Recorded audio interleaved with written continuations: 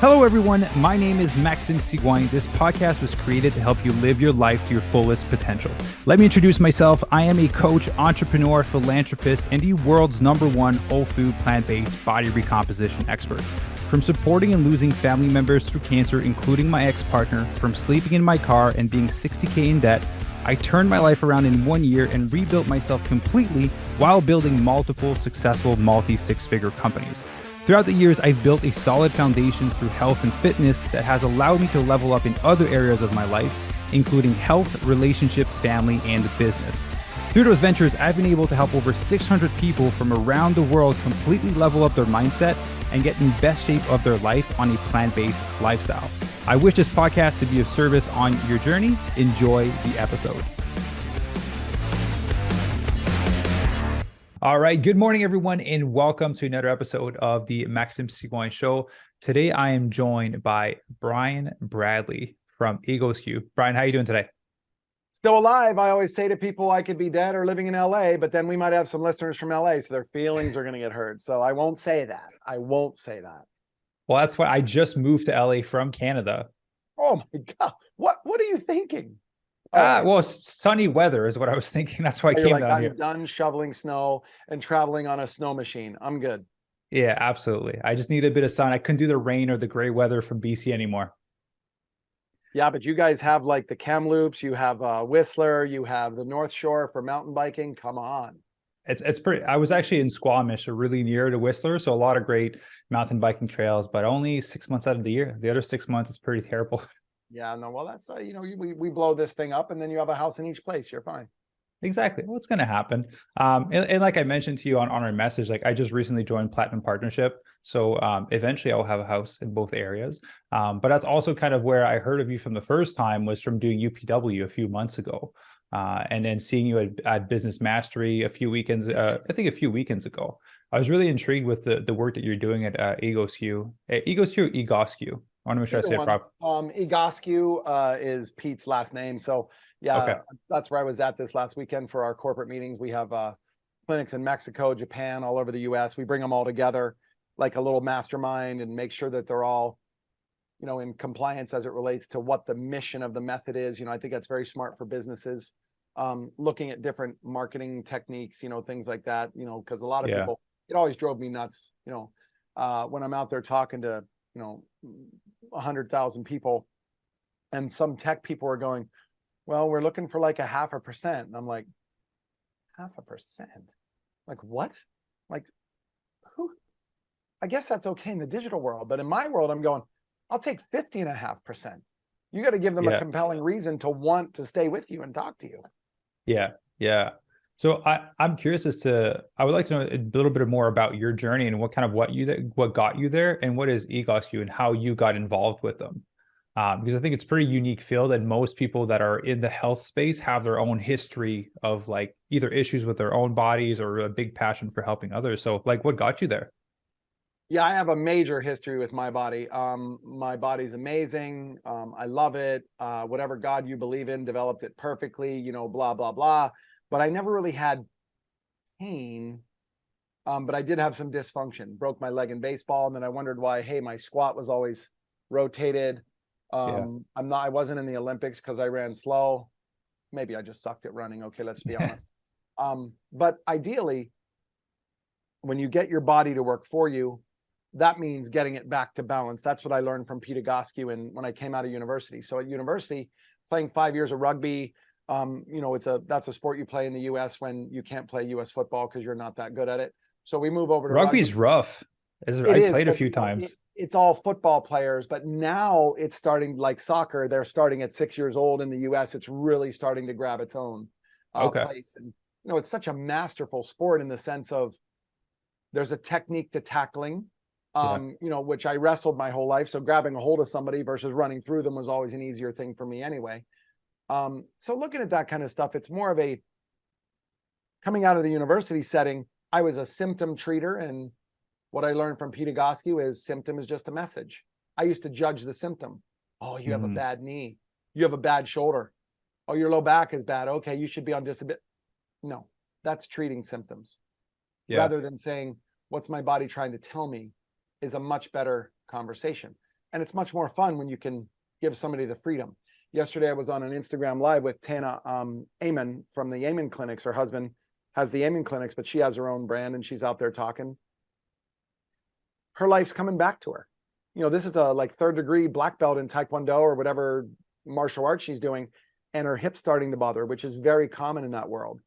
So what I learned, and a history for me, is my body wasn't really broken down, but I've had the privilege over 32 years this year coming into it with Pete Egoscue to have an idea that when you get the body to serve you, I'm 55, I'm doing things that I want to do anytime I want. And I've had catastrophic injuries where you're looking at broken transverse process in my back, dislocated shoulder, separated shoulder, blood clot, 2 ACL reconstructions, tore my labrum in my hip. Who cares? You know, your car can be in a car wreck, but if you go to the right mechanic, it never happened. Yeah. And so the mechanic just happens to be the luck I had running into Pete Egoscue 30 some years ago. And then I'm sure we'll get into some of the stuff that I do now with, like you said, Brian works with, you know, these high level people. I'm more interested in mom and dads and giving them their life back and letting them have a compelling future. And, you know, language is a big deal to us. Yeah. We actively listen, and then we try to use a language, and you're in the NLP world. So you kind of just go, what's my body trying to tell me? Or, hey, that femur injury is a gift. And you're like, well, my femur was sticking out of my skin. Yeah, but it slowed you down enough so you could really start to balance your body so that next year you come back stronger. So things like that. Yeah. So what was it about Egoscue that kind of got you attracted to it? Because if you think of most people that will go into school, and I just refer a lot of the medical world because I work with a lot of people in that space, like they don't get educated to treat the source. It's always the symptoms that they're taught to train, right, and to address. So like, what was it for you that was like, oh, this is the way that I want to go and help people? Okay, so I need everybody to get their really attention on this next statement because this is a game changer.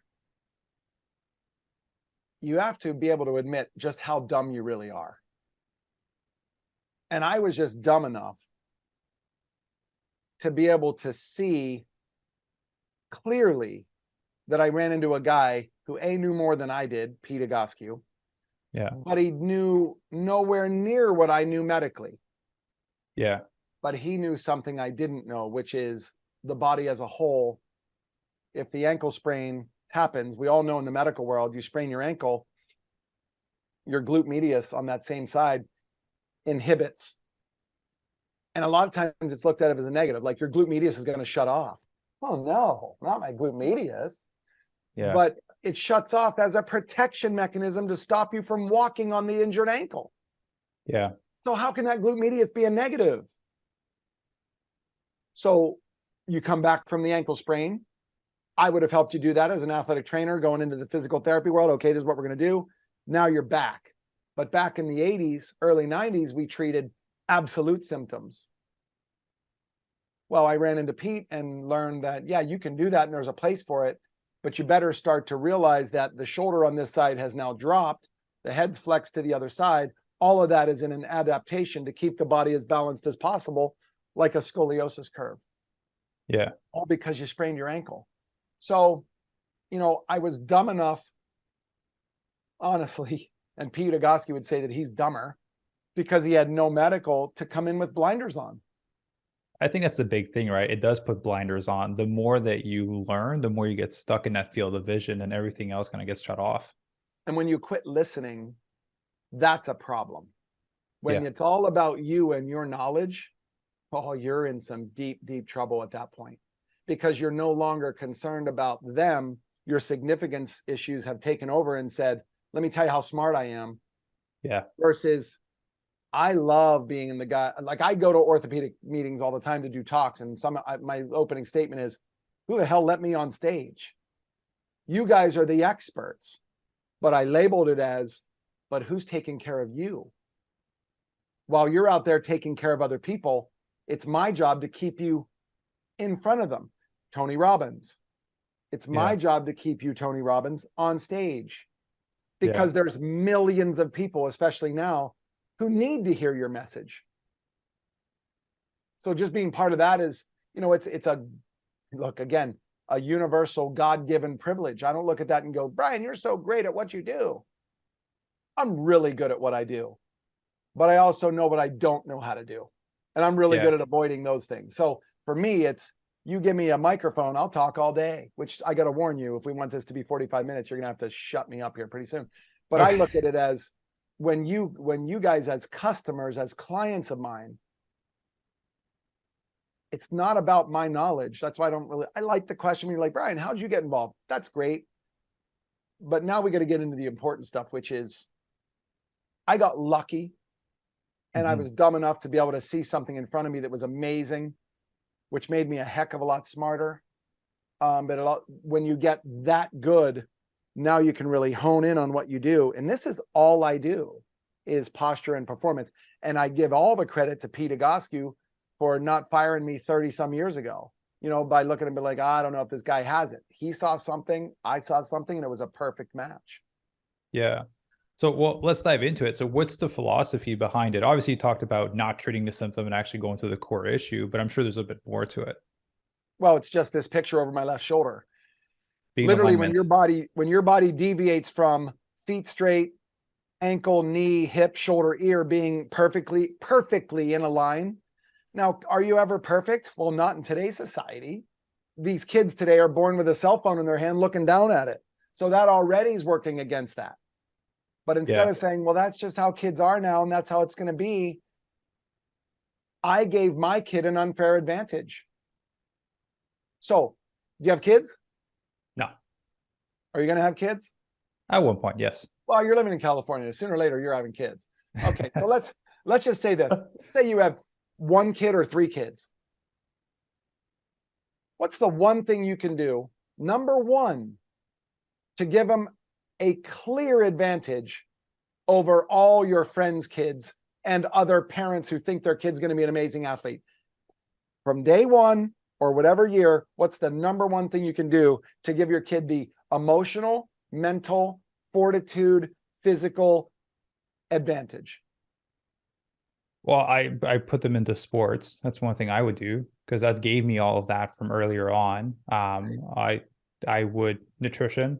That would be a big part. And then I would not buy them really thick, cloudy cushion shoes. That's what I would start with. Great. They're 9 months old, and they've been crawling since 7 months. 10 months, all of a sudden, your son says, there's dad. I want to get to him. What's he start to do? He starts to grab a hold of things and stand up. Yeah. Oh my God, look, Billy's standing. Can't wait till he walks. Whereas for me, I took my son, he's standing up like this, and I go, nope. Gave him a little knock in the back of the head. Don't tell CPS. Yeah. Knocked him back over. But why does he keep wanting to stand up? Just imitate us. Because you're up here. Yeah. So what do you need to do? I need your kid to crawl longer. So you need to come down on the floor, and then they'll come down on the floor. So when Tony and Sage had a baby last year, my number one thing is, what do you get, $1 billion guy? Here's a new pair of shoes. Here's a teddy bear. Let all the other people buy that stuff. I bought them 2 6-foot tunnels that Velcro together in rainbow colors. And I said, put your daughter's food on the other end of that and make her work for it. Because the longer you can have a person crawl, that cross patterning movement relates to brain function, by the way. Yeah. But it also creates a different load in the spine and teaches the hip joint how to function. Sorry about that. I get rid of that call. Nice. So when you look at this kind of stuff, we've got to get your body at that age to have an advantage. Then when they start walking, so my son started walking at 15 months, wanted to at 12, but I got on the ground and had the tunnels. We stayed on the ground and did this. Now I'm going to show you a picture just of the advantage of that, because as he got older, how do I continue to give him the unfair advantage? I used to be the dad who would go to the park that has the swings and all that kind of stuff. Yeah. And I'll show you a picture that I did on Instagram the other day of a park that I think is amazing, 1 block from my house. no kids were there. So I said, guys, if you have something like this in your neighborhood, as an adult, start doing it, start moving your body in different ways. And as a kid, for sure. So I used to take him to the park 2 and 3 hours a day to give my kid the advantage.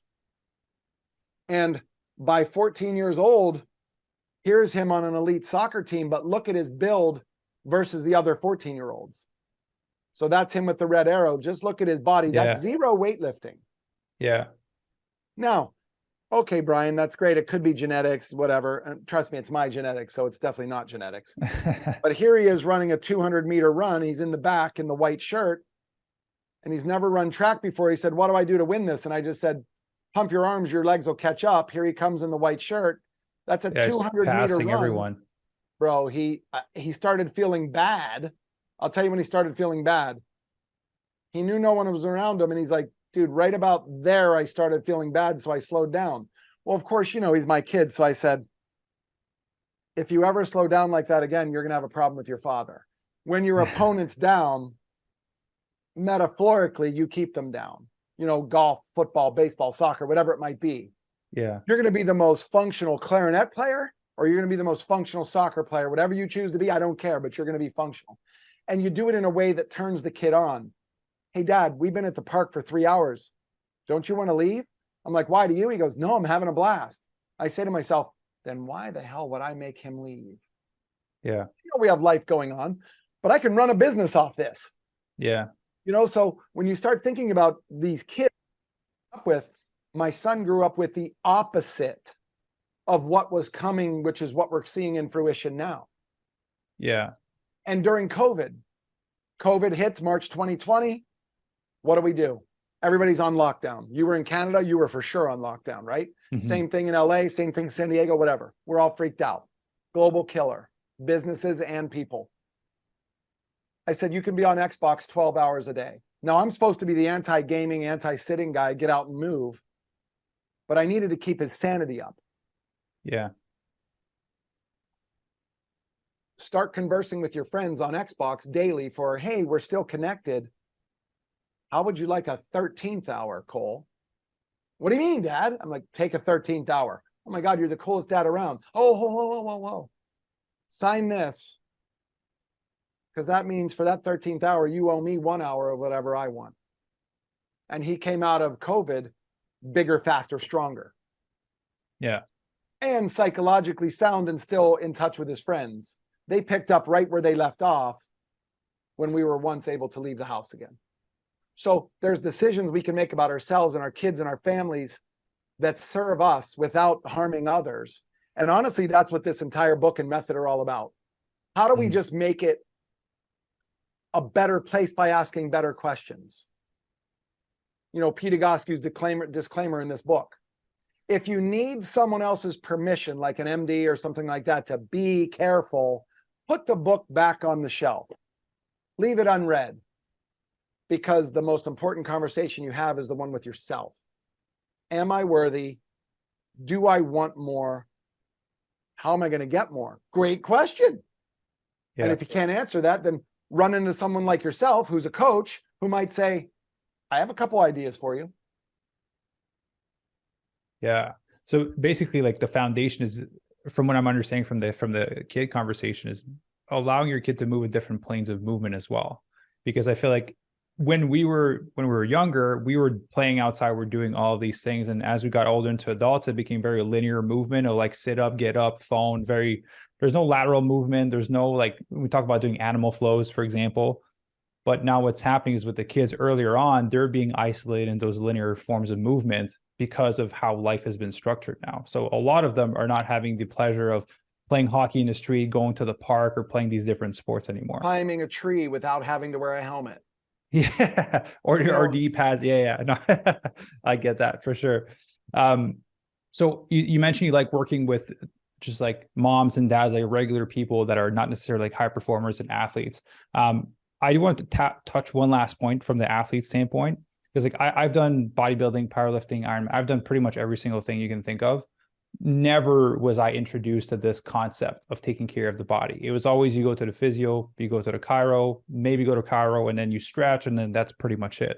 So like how can we get this to be more mainstream, and what have you seen as a form of benefit for the athletes in terms of performance? Because I work with a lot of people that do Ironman marathons and do all these sports. Well, I have an Ironman right here who is a plat.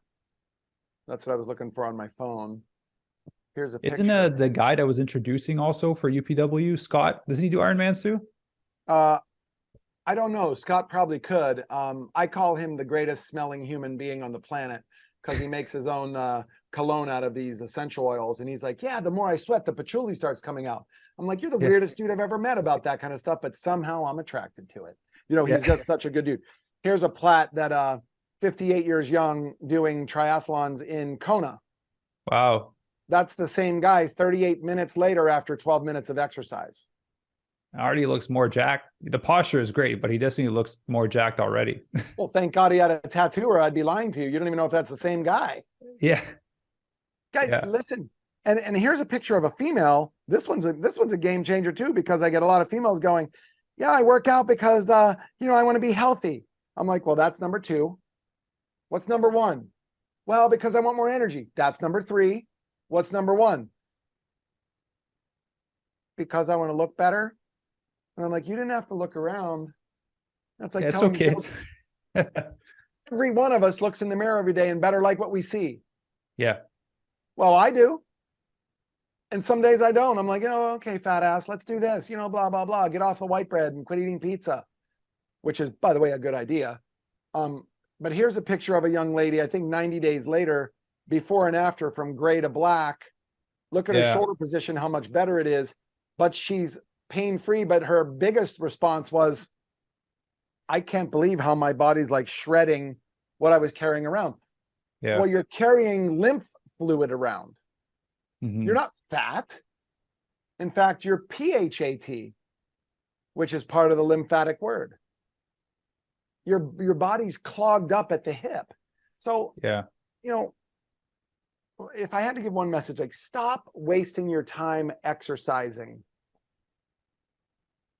If your body's out of alignment, it's actually detrimental to you. Yeah. You're actually exercising, producing byproducts, which are getting caught up at the sewage system in your body, and you think your cardiovascular system's healthier. I beg to differ. Once we get your body in alignment, I promise you, your heart rate monitor is going to say, you're healthier. Well, you didn't become healthier, you became more efficient. Yeah. This body was designed perfectly. We've just allowed it to deviate from this. Just get your body back to this blueprint. And I know you deal with high-level performers. I deal with high-level performers, but I'm interested in everybody. That's why I tell people I answer my own DMs on Instagram for a reason, because I want the challenging question. I was on one yesterday who said they listed this thing for pickleball. And, I love pickleball. It's a lot of fun, blah, blah, blah. People love it. But look at this list. So this is on the kitchen pickleball. You won't be able to see everything that's in there. There's a lot. It's a list of the hardest sports to master and how much demand they put on your body physically. Pickleball is rated as number 1. Golf is rated last. Golf is last. Yeah. Now, I've done both. I'm on the advisory board for Titleist Performance. I'm on the advisory board for Golf Digest, and I play pickleball. It's my number 1 sport. I love it.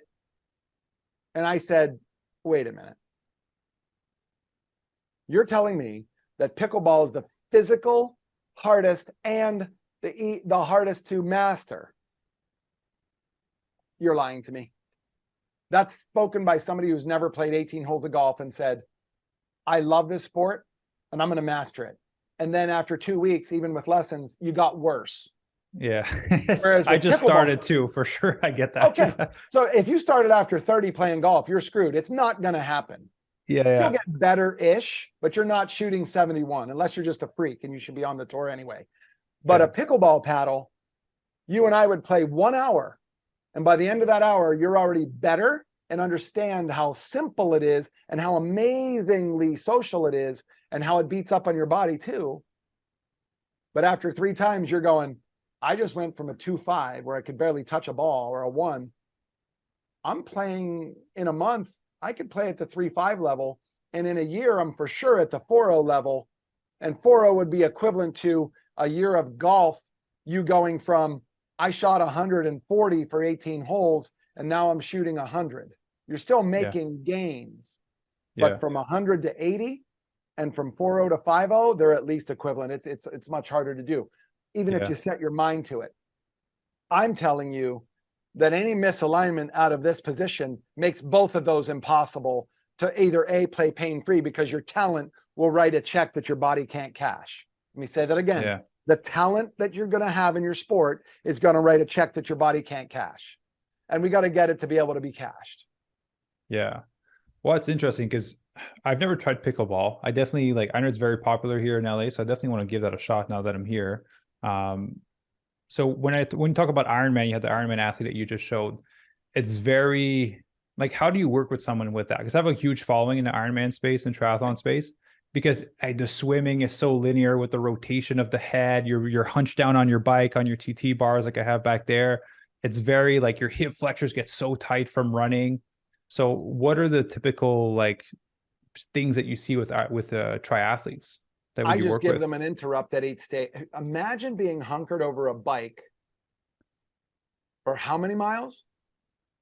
I can't remember. It's 90 plus miles. It's a long time. Let's just say it's 3 miles. Yeah. Hey, we're doing a podcast for an hour. Hey, I'm going to get on my bike. Hey, I'm going to go for a run. Yeah, it's especially the Versus, posture you have the whole way through. Even swimming too. why not interrupt it and bring it back to this in between? Yeah. Swimming 2 miles, boom, boom, boom. I work with Olympic level swimmers or wannabe Olympic level swimmers. They're like, I missed it by 1/10 of a second. And they come in and their back's like this. I'm like, well, no wonder, because if your back is rounded in the mechanics world, that means your shoulder blade is tilted with your upper back, and the shoulder blade's not meant to work that way. Yeah. It's meant to work this way, right? Yeah. So if you change the angle of the shoulder blade because the back went to kyphosis or rounding over, put that in a swimming pool, you reaching in the water to be able to cup and pull, you're 3 inches short every time you reach, and you're going, I wonder why I can't get to my best. So you start pulling harder and kicking faster, and now your body starts to do this in the water and you blow your back out. Yeah. Guys, stop the insanity.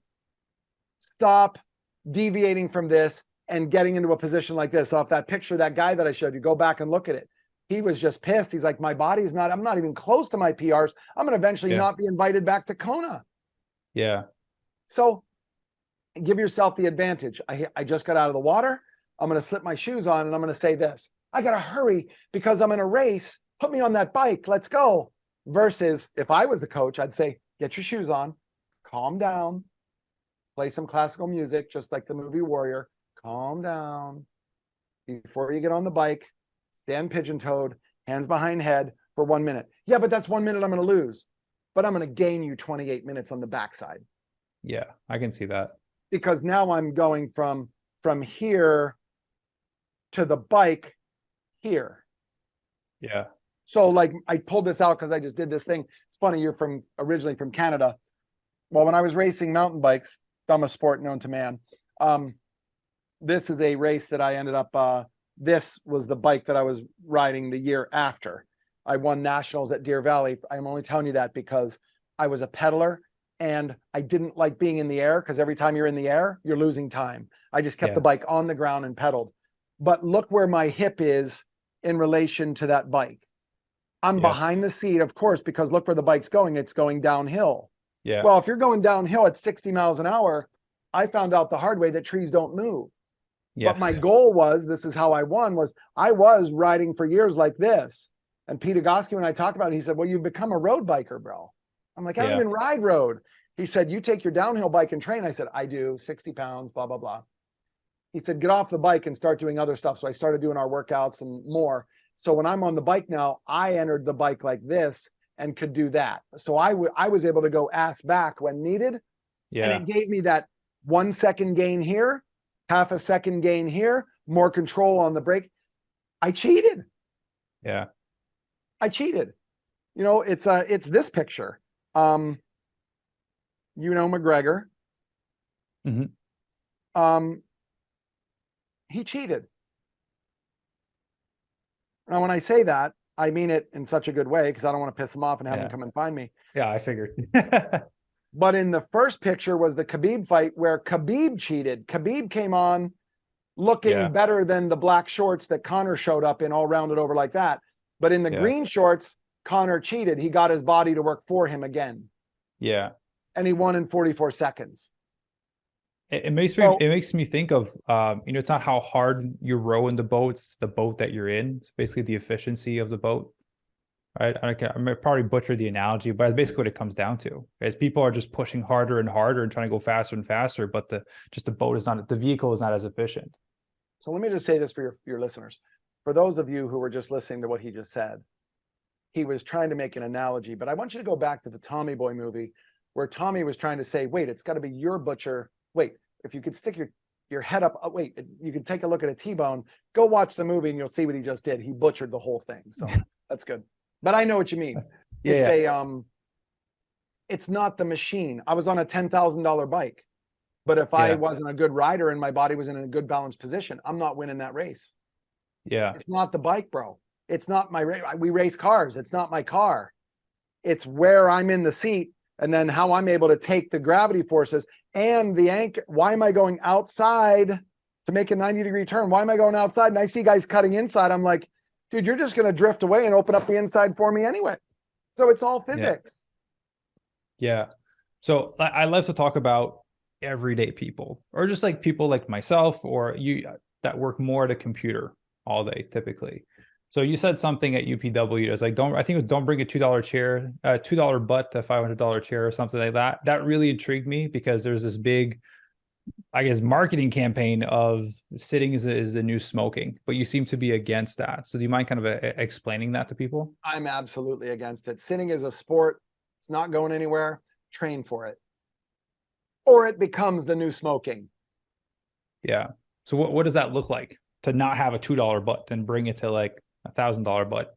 Well, this chair I'm sitting in lays completely flat and has a leg thing so I can take a nap anytime I want. That's why I bought it. $150 gaming chair. I just put gaming chair that lays flat and it came up on Amazon, $150. I bought it. Yeah. But I'm the sitting expert. Brian, you should be buying something that's ergonomic and spending this. Steelcase makes a great chair. Other companies make a great chair. I get it. Chairs are great. And I'm sure there's probably even one that's more comfortable than this. But the body that I take to the chair means I can sit in any chair I want and the chair's never a problem. Mm-hmm. So I sleep in probably 150 beds a year based on speaking engagements. Well, I can't choose what bed I'm in. Change the body that I take to bed. Because sleeping is not benign. Sitting is not benign. We're sitting, and then you're going to get on that bike behind you and think that you're going to produce more. No, you're going to be hunkered over like this. You need to be able to get that body. That's 100%. Yeah. The only way to loosen your hip flexors, the only way. So hold your muscle like that, like real tight, like squeeze your arm as hard as possible. Yeah. Squeeze it. Let's go. Yeah. For a week. Yeah. That would not make sense. It'd be very tight. But we walk around with our other muscles doing that intrinsically. They're trying to hold on like this. And instead of saying, let's stretch them, let's get them to go like this. Oh, it's a release. Take the reason why it's tight away and distribute the load through the other hundreds of muscles rather than saying my hip flexor took a beating. Yeah. So what would be a way to kind of release those hip flexors? Okay, for example, so just get a good feeling for everybody listening. Just sit in your chair. Don't adjust. Just stay where you are. What's it feel like right now? Where's the weight in your chair? You have more weight on one butt cheek than the other? Are you loaded on the hamstring of one versus the ass of the other? Like, where are you? Are you supporting yourself with these? I'm leaning over here. Where is it? Do you have that? Yeah. Okay. Now, can you stand up and get away from the chair? Yeah. Please go back to the chair. I want to show the audience something. Okay. Okay, guys, ready? Okay, back the chair up again. Yeah. And go ahead and get out of it. Stop. Go back down. My hands? Yes. Yeah. The first one you reached for the handles to grab a hold of to push off, and you went, let me dip myself out of this with my arms. The second time you pushed off your legs. Yeah. So you'll remember at UPW when I said, guys, close your eyes. I want you to picture me tonight when you're on the toilet. Yeah. Because getting up is no longer a leg game. It's an arm game. Yeah. And if you could just stop doing that, you're going to be driving the work back to where it should be, which are the big, big oxygen using muscles in your lower body. Yeah. So now back it up. I hear a cat. He wants in here somehow. So in that position you're in right now, just back the chair up. Yeah. And I don't care how you get up, just get up. That doesn't bother me. Just go ahead and get up. Now, in this position, excuse me 1 second. I just have to see what I'm being invaded by. No worries. Kitty. It's usually the French bulldog, but we have 2 cats too. And if they get together, then we're going to see, it'll be like a cage match. Yeah. Okay, so now in this position you're in right now, just close your eyes. Where's your body weight from left to right, from front to back? Where do you feel the body weight left to right, front to back? More on the right side. Okay, so now we're going to go through. Okay, so now I want you to take your feet and pigeon toe them together, like touch them. Yeah. Keep your heels kicked out at 45 degrees. Hands interlaced like this. Drop your shoulders. Fully interlaced, not here. Yeah. Fully interlaced. Now pull your elbows back. Keep your feet pigeon toed, and now tighten up your thigh muscles so your knees push back toward your chair. Yeah. And that should feel like it sticks your butt out a little bit. You're going to hold this for 1 minute.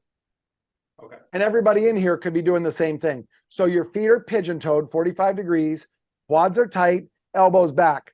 Could this be a 1 minute interrupt to I've just been on a bike for 50 miles. Now I'm going to throw on my running shoes. Yeah, which to be that would be very interesting to see at an Ironman race, because I remember you're just rushing to put your cycling shoes on, you're rushing to put your running shoes on. I think let's cheat a little bit. Calm down, classical music, no big deal, get off your bike. Hey Joe, see you in a little bit. Well, you're not going to see me, I'm way ahead of you. Yeah, good luck. Yeah, good luck. Would love to try that on a race. I haven't done one in a while, but yeah, I would love to try that on a race. Keep that held for 30 seconds. So now bring the chair over, have a seat again. Yeah. Now, in that position, if you just sit there, what does the chair feel like? Well, my back was hunched over before we started recording. Now I'm sitting more up straight, more easily. Okay, so back the chair up. Get out of the chair. And now just stand there with your eyes closed. What's changed about your body as it relates to grounded or balanced? It's even on each side. I'm also standing taller too. Okay. So think about that body now coming off a bike, getting ready to run. Now you're in a more balanced run position. It's just a postural interrupt. Yeah. That should be able to give you a 1 minute loss at the beginning and a 20-fold gain on the back end. So is there something to do with the isometric hold that you're doing? Because when we did UPW and the other events, there's a lot of like holding and kind of for the body. Does that have to do something with that? Yeah, I would say, look, the isometric or the active portion of stuff that I give, right? Yeah. That's moving bones. What I'm waiting for by holding you in this position is people are going, oh, it's hard to do. And the longer you hold it, your body goes, ah. Yeah. And the work goes away. You're like, you know what? I could probably hold it longer. When, if you think about it, I shouldn't be able to hold it longer. I should be tired. Yeah. That's not how Egoscue works. Listen, if Egoscue is in the center of something, and I think I have a picture of this, think about this picture.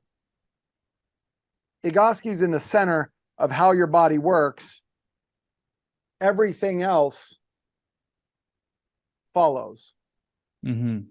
So no matter what all those outside circles are, yoga, CrossFit, whatever it might be, when you do Egoscue in the middle, absolute game changer. Absolute game changer. And obviously, like, this is very unique to the individual, and I'm assuming to the issues that they're dealing with if they're playing specific sports or things like that. But I'm sure there's core movements. I remember there's this one you're making us do at the event as well. There's the one that's standing. Yeah. So I'm sure there's like core movements that people can do. Like, what typical amount of time people do that per day, like 10, 15 minutes? Yeah, like I'll go to the gym today. I'll do table sequence. I'll do cats and dogs, and I'll do like the Running Man, the greatest abdominal exercise ever. That's my pre. I'll do it 3 times in a row. And then I'll go pick up, something like this and say, what type of workout are you going to do? Well, here's one of my friends. This is me in the gym, but this is his piece of equipment called the Viper. Yeah. Vipers are great. But if I did these explosive movements or these stable movements and my body wasn't able to hold this one especially is a back injury waiting to happen if my spine took the load versus my whole body distributing the load. So no matter what I'm doing, from like, here's a bunch of our athletes doing a workout where they're walking downhill. God forbid your knees go over your toes. Oh no. And they're pulling their elbows back in that deep squat position. Yeah. What's the benefit? It engages your hips differently because your upper body can't cheat. Yeah. Here's this. Look at the picture on your left, I think, where I'm over here. Yeah. Look how much hip and leg movement there are for the upper body perturbance or movement. Yeah. So start thinking Egoscue preps you for any type of work out there. I'm biased. I've been doing this 32 years, but I've been looking for something that's better. It's not out there. It's not out there. Yeah. There are amazing companies who are really good at your posture alignment should be like this. That was our mission 30 years ago. Let's push it. We got to get the world, because there's not enough of us. We got to get everybody to look at posture as number one. Yeah. We just did a study that on the 20th of this month, the moratorium will be up and we can start marketing it. Stanford and Harvard did it, and it was us versus traditional pain management, therapy, and all kinds of other stuff. We killed it. Yeah. I already knew we'd kill it. Yeah, I don't need a $10 million study to tell me how good it is. I really don't. But apparently the Journal of American Medical Association in the world does. And this isn't an us versus them. It's wake the freak up. Yeah. Because the client, your patient, is suffering if your significance and your ego is caught where you're going, well, I know more because I have a license. No, you don't. You really don't. You took a test. Yeah. I'm in the same boat as you, for sure. I understand that. So I'll put all for the people listening, I'll put all the links down below to Egoscue. I'll post a link to your Instagram as well, to the book as well. I'm definitely going to go and buy the book too. And yeah, Brian, anything that you'd like to share with the audience, any words of wisdom that you'd like to share with the audience when it comes to, again, postural alignment? Because I'll be honest with you, like I already feel just from doing the exercise, like I'm just sitting upright. I had a little hunch in my back before we started the podcast, and I was like, I better have freaking good posture. I'm talking to Brian today, but I felt it, and we did the exercise. Now it's gone. Buddy, your health is truly your wealth. And I'm giving you one of the easiest hacks that's out there. Correct the machine you're taking to all movement, and you'll thank me later. Yeah. And, you'll put up my direct, Egoscue's up here. At Egoscue Method is, Instagram, but then I have mine under the Brian Bradley. That's a whole nother story why V's in front of that. I'm going to sneeze. I'm sorry about the noise. Bless you. But when you start thinking about giving people an unfair advantage, that's what we want for your listeners. They're already high performance. Stop dicking around with other stuff. You have to make a commitment to this. And you want me and my company in your healthcare corner. It's that simple. It's really that simple. Well, now being in LA, I'll come and check you guys out. Now being down here, I can actually come and see you guys in person. Yeah, I have an obstacle course down here in Del Mar too. That's it would be a very interesting podcast for people to see you doing that. Like a Spartan? Well, kind of. Okay. I've raced it all. I just need time to train for each one of them because I like to be good. But yeah, I'd be down to do another race. It's been a while. It's been a few years since I've raced. These are $50 million athletes at one of our NFL teams. Check this out. So you see what they're doing. It's an obstacle course here. And look, so like bear crawls. Or on it or under it. And that's permanently built at the Niners Stadium because we understand the importance of playing like a kid again will make you a better long-term athlete, which I'm telling you right now, look at the Niners the last 5 years. Playoff, Super Bowl, they're heading that direction consistently. Yeah. Because in the fourth quarter of the season, their bodies aren't breaking down. Whereas everybody else is like, well, we have so many injuries now going into the fourth part of the season. Well, good luck making it to the playoffs. Yeah. Yeah. So Don't get me wrong. It's not because they have great coaching. They have great staff. Their strength staff's amazing. But our functional performance stuff we're doing with them is amazing. Yeah. Well, ultimately to win Super Bowls and championship, it's a component. It's like a lot of different things, right? It's never just a coach, just the strength training or the conditioning. Yeah, it's the team. It's the team. But again, I want to cheat a little bit. Yeah. And that's cheating. Yeah. Well, that's how ultimately everyone should be, right? That would be going back to nature ultimately. I know you're a barefoots guy as well. You like Absolutely. In minimalist fact, shoes? we're doing some stuff, zero shoes. We're actually going to be doing some stuff with the Vibram company is going to come out with in-city events in these big cities. And then my therapists are going to come down and teach them why. Okay, sweet. Yeah, I have Vibrams, Vivo Barefoot, Ice Bath. We're on the same boat. Well, yeah, Brian, I want to say a massive thank you, man, for taking the time to record a podcast with me. I'm happy we're able to make it happen. I'm happy that I encountered you through the work that Tony is doing, and I'm looking forward to meeting you potentially at some of the Plaid events this year. Oh, we'll meet for sure. Let me just show you one more thing. Yeah, let's go for it. This is on my Instagram page. It's barefoot walking on a battle rope. Yeah, I can see how that would activate the shit out of your foot. Well, yeah, especially if your foot is flat and all this stuff. Yeah, I have flat feet, so it's been shifting to minimalist shoes has been a blessing. Now get on the unstable surface under the minimalist shoes. Yeah. Get off concrete. Get off flat. Yeah. Well, I do hiking with those minimalist shoes. So you like all the tree trunks and rocks, and it's a piece of work when you first start. Your foot's it's exhausted at the end of it. Well, there's over 100 moving parts, so you got to start thinking about what your feet go through. Yeah. Yeah, absolutely. Okay. Well, Brian, I'd love to chat to you after the recording as well, a little something. But thank you very much for listening. Everyone, go check out Brian's work in Egoscue. All the links will be down below. And we'll check in with you guys on the next episode.